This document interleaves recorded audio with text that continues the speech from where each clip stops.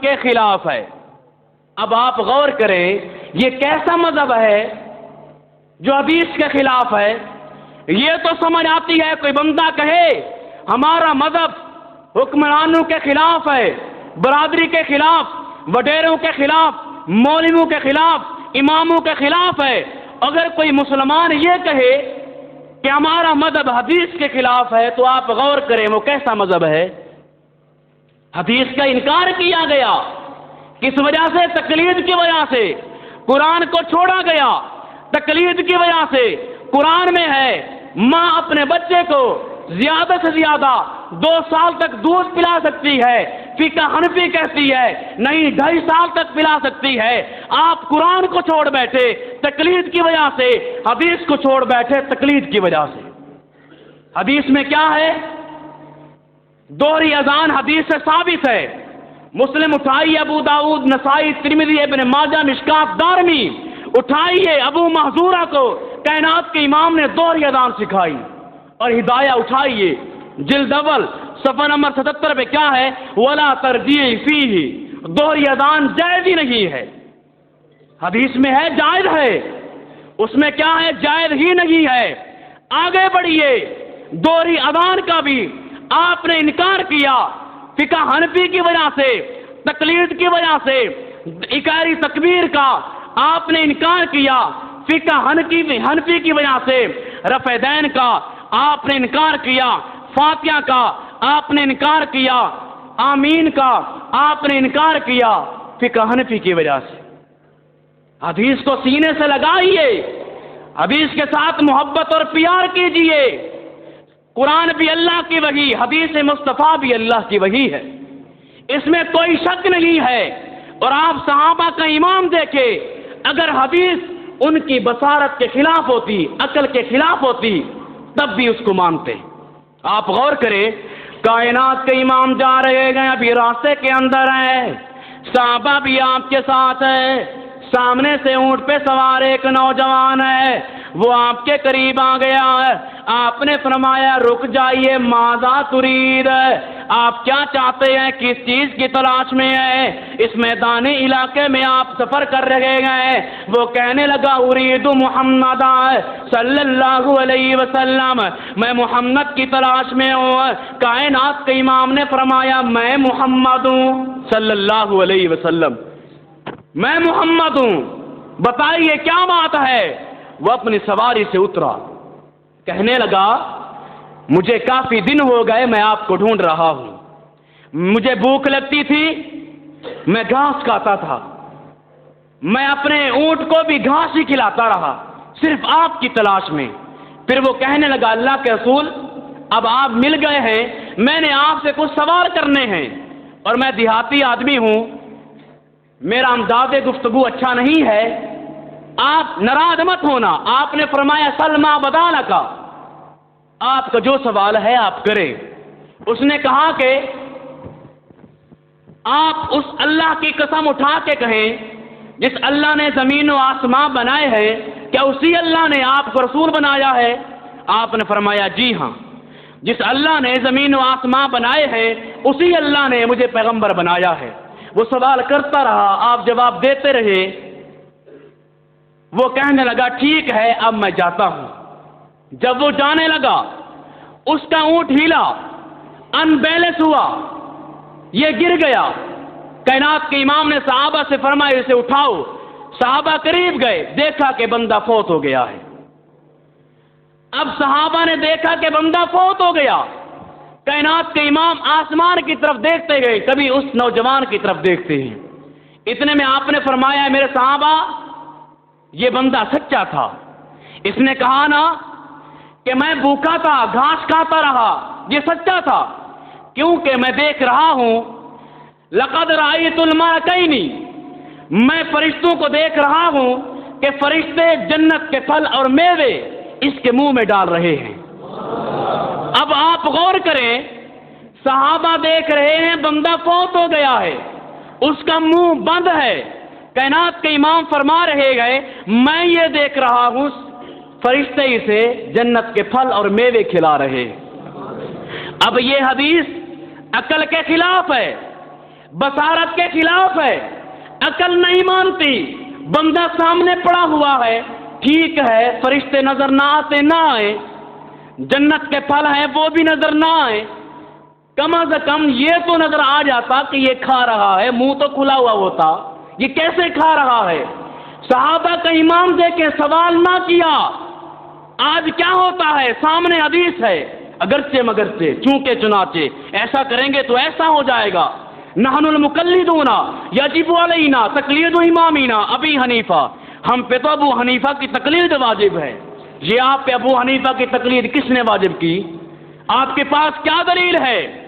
ادھر آپ دیکھیں صحابہ کا ایمان، حدیث عقل کے خلاف، نقل کے خلاف، بصارت کے خلاف، تب بھی سوال نہ کیا۔ کائنات کے امام نے فرمایا ہے تو ایسا ہے، اسی لیے ان کو مقام ملا، اسی لیے ان کو عزت ملی۔ کائنات کے امام جو خبر دیتے ہیں، صحابہ اس پہ پختہ ایمان رکھتے ہیں، چاہے وہ حدیث عقل کے خلاف ہو، بصارت کے خلاف ہو۔ آپ غور کریں، بخاری کی روایت ہے، جناب عمر فرماتے ہیں، یہ عمر کون ہیں؟ ان کی رائے کو، ان کے مشورے کو، ان کی سوچ اور فکر کو کائنات کے امام رب کائنات قرآن بنا کے نازل فرماتے ہیں۔ اور یہ وہ عمر ہیں جن کے گھر کو کائنات کے امام نے معراج کی رات میں جنت میں دیکھا۔ یہ وہ عمر ہیں جو کائنات کے امام کے سسر ہیں۔ یہ وہ عمر ہے جن کے بارے کائنات کے امام نے فرمایا، لو کان نبی بعدی لکان عمر، اگر میرے بعد کوئی نبی ہوتے تو وہ عمر ہوتے۔ یہ جناب عمر ہیں رضی اللہ تعالی عنہ، ان کا مقام ہے، ان کی شان ہے۔ فرماتے ہیں کائنات کے امام نے فرمایا، غزوہ بدر کی لڑائی سے ایک دن پہلے خیمے لگ چکے، مسلمانوں کے ایک سائیڈ سے، کفار کے ایک سائیڈ سے، درمیان میں میدان ہے جہاں کل لڑائی ہونی ہے۔ کائنات کے امام آئے اور آپ نے فرمایا، اے میرے صحابہ کی جماعت، ھذا مصرع فلان غدا انشاءاللہ، کل ابو جہل اس جگہ پہ مرے گا، فلاں کافر اس جگہ پہ مرے گا، ذرا نوٹ کرتے چلے جانا۔ کیا کوئی بندہ کسی کے مرنے کی اطلاع دے سکتا ہے؟ کیا کوئی کہہ سکتا ہے فلاں بندہ مرے گا اس جگہ پہ؟ کوئی نہیں کہہ سکتا سوائے محمد الرسول اللہ صلی اللہ علیہ وسلم کے۔ اب آپ نے فرمایا کل ابو جہل اس جگہ پہ، فلاں کافر اس جگہ پہ مرے گا۔ جناب عمر فرماتے ہیں، جب اگلے دن لڑائی ہوئی، اللہ تعالیٰ نے مسلمانوں کو فتح نصیب کر دی، میں نے اپنی آنکھوں سے دیکھا ابو جہل کی لاش اسی جگہ پہ پڑی تھی جس جگہ کا آپ نے بتایا تھا۔ اس سے پتہ چلا پیغمبر کی حدیث اللہ کی وحی ہے، نہ قرآن کو چھوڑا جا سکتا ہے، نہ حدیث مصطفیٰ کو چھوڑا جا سکتا ہے۔ اور پیغام اہل حدیث نوٹ کیجئے، اہل حدیث نے شروع سے لے کر آج تک قرآن و حدیث کی حفاظت کی ہے۔ اور یہ حدیث مصطفیٰ کہتے ہیں کہ صرف قرآن کو لکھا گیا، صحابہ حدیث کو نہیں لکھتے تھے، صحابہ حدیث کو بھی لکھتے تھے۔ ابو سعید الخدری رضی اللہ تعالی عنہ سے کائنات کے امام نے فرمایا، اکتبوا ولا حرج، تم حدیث کو لکھا کرو، کوئی حرج نہیں ہے۔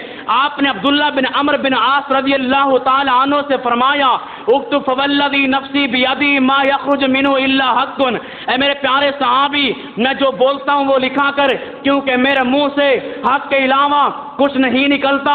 اور خود کائنات کے امام نے کتاب الصدقہ، صدقے کے مسائل، زکوٰۃ کے مسائل لکھوائے، پھر آپ بیمار ہو گئے اور دنیا سے چلے گئے۔ پھر جناب صدیق نے کیا کیا، اس کتاب الصدقہ کو ہر گورنر کے پاس بھیجا۔ جناب انس سے فرمایا، جب آپ بحرین جائیں تو یہ کتاب الصدقہ لے کے جائیں۔ اور آخری صدی کا اینڈ ہے، جناب عمر بن عبدالعزیز رحمہ اللہ نے ایک ٹیم بنائی، ایک ٹیم مقرر کی کہ جاؤ پیغمبر کی حدیثیں جہاں جہاں ہیں انہیں لکھو، انہیں نوٹ کرو۔ دوسری صدی کے عظیم محدث امام ابن شبہ، یہ وہ عظیم محدث ہے دوسری صدی کے، یہ کائنات کے امام کے ملاقات کے لیے مدینہ میں پہنچے، کائنات کے امام کی ملاقات کے لیے مدینہ میں پہنچے۔ دیکھا کہ لوگ جا رہے ہیں، انہوں نے روک لیا کہ اللہ کے رسول کہاں ہیں؟ انہوں نے جواب دیا، ابھی ہم دفنا کے آ رہے ہیں۔ یہ دوسری صدی کے عظیم محدث اور ان کی کتاب تاریخ مدینہ، تاریخ مکہ، اگر حدیثیں نہیں تھیں تو انہوں نے یہ کتابیں کہاں سے لکھی؟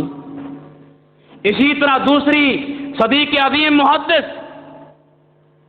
امام ابو زرع، ان کے بارے میں تھا کہ آج جتنی بھی حدیث کی کتابیں ہیں ان کو یاد ہیں، اور ان کے شاگرد نے ایک بات کہی کہ اگر میرے استاد ابو زرع کو 1,00,000 حدیثیں یاد نہ ہوئی تو میری بیوی کو طلاق ہے۔ یہ کہہ کے استاد محترم کے پاس آ گئے، کہنے لگے استاد جی میں نے آپ کی محبت میں آ کے یہ کہہ دیا اگر میرے استاد کو 1,00,000 حدیثیں یاد نہ ہوئی تو میری بیوی کو طلاق ہے، اب آپ بتائیں میری بیوی کو طلاق ہوئی ہے یا نہیں ہوئی؟ ابو زرع فرمانے لگے بیٹا پریشان نہ ہو، تیری بیوی کو طلاق نہیں ہوئی، تو نے تو 1,00,000 حدیثیں کہی ہیں، مجھے تو 6,00,000 حدیثیں یاد ہیں۔ اور امام ابو زرع کی اپنی لائبریری تھی۔ اسی طرح عظیم محدث عبداللہ بن مبارک ہے، ان کی کتاب الزہد والرقائق پڑھیے، یہ کہاں سے آ گئی؟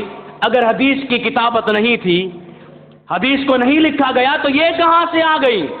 اور تیسری صدی میں آپ کو پتا ہے امام یحییٰ بن معین، احمد بن حنبل ہیں، امام بخاری، امام مسلم، ابو داؤد، ترمذی، نسائی، ابن ماجہ ہیں، اور چوتھی صدی کے عظیم محدث امام حاکم ابن حبان ہیں۔ اس سے آگے چلیے 5ویں صدی کے عظیم محدث خطیب بغدادی ہیں، 6ٹھی صدی کے عظیم محدث ابن عساکر ہیں، پیر عبد القادر جیلانی رحمہ اللہ ہیں، 7ویں صدی کے عظیم محدث امام منذری ہے، 8ویں صدی کے عظیم محدث امام ابن قیم، امام ابن تیمیہ ہے، اور 9ویں صدی کے عظیم محدث ابن حجر العسقلانی ہے، اور 10ویں صدی کے عظیم محدث امام جلال الدین سیوطی رحمہ اللہ ہے۔ اس سے آگے چلیے 11ویں صدی کے عظیم محدث قاضی نصیر الدین البرہان پوری ہے، اور 12ویں صدی کے عظیم محدث شاہ ولی اللہ محدث دہلوی ابو الحسن سندھی علامہ محمد حیات سندھی 13ویں صدی کے شاہ ولی اللہ اور علامہ شوکانی رحمہ اللہ عظیم محدث ہے، اور 14ویں صدی کے عظیم محدث امام داود غزنوی، امام اسماعیل سلفی، اسی طرح ابراہیم میر سیال کوٹی، محمد حسین بٹالوی، اور 15ویں صدی کے عظیم عالم قائد اہل حدیث خطیب ملت امام الاثر علامہ احسان علیہ ظہیر شہید ہے۔ یہ شروع سے ہے، حدیث کی کتابت کرتے ہوئے آئے، حدیث کو لکھتے ہوئے آئے، اور امام بہقی رحمہ اللہ نے سنن بہقی الکبریٰ جلد 2 میں صفحہ نمبر 73 پہ ایک عظیم سند بیان کی ہے۔ اہل حدیث جب اس سند کو پڑھتے ہیں یا سنتے ہیں خوش ہو جاتے ہیں۔ وہ سند کس پہ ہے؟ رفع دین پہ ہے، اور وہ حدیث کو لکھ کے اس کے نیچے لکھتے ہیں رواتہ ثقات، اس کے سارے راوی ثقہ ہیں، سارے راوی مضبوط ہیں۔ سند رفع دین کے بارے میں لے کے آئے۔ آج ایک مسلمان کلمہ گو اس حدیث کا انکار کرتا ہے فقہ حنفی کی وجہ سے، تقلید کی وجہ سے۔ امام بہقی نے نیچے لکھ دیا کوئی راوی ضعیف نہیں ہے، کوئی راوی کذاب اور جھوٹا نہیں ہے، سارے عادل ہیں، سارے مضبوط ہیں، سارے سچے ہیں۔ سند کیا ہے؟ فرماتے ہیں امام محمد بن اسماعیل السلمی رحمہ اللہ سے کسی نے سوال کیا، آپ نماز شروع کرتے ہیں رکوع میں جاتے ہیں، رکوع سے سر اٹھاتے ہیں رفع دین کیوں کرتے گئے؟ فرمانے لگے میں اپنی طرف سے نہیں کرتا، میں نے نماز پڑھی اپنے استاد ابو نعمان محمد بن فضل کے پیچھے جو عظیم محدث ہیں، وہ نماز شروع کرتے رکوع میں جاتے، رکوع سے سر اٹھاتے رفع دین کرتے۔ پھر وہ کہتے ہیں میں نے اپنے استاد سے سوال کیا آپ نماز میں رفع دین کیوں کرتے ہیں؟ فرمانے لگے اپنی طرف سے نہیں کرتا، میں نے نماز پڑھی اپنے استاد حماد بن زید کے پیچھے، یہ عظیم محدث ہیں، وہ نماز شروع کرتے رکوع میں جاتے، رکوع سے سر اٹھاتے رفع دین کرتے۔ میں نے سوال کیا استاد جی آپ نماز میں رفع دین کیوں کرتے؟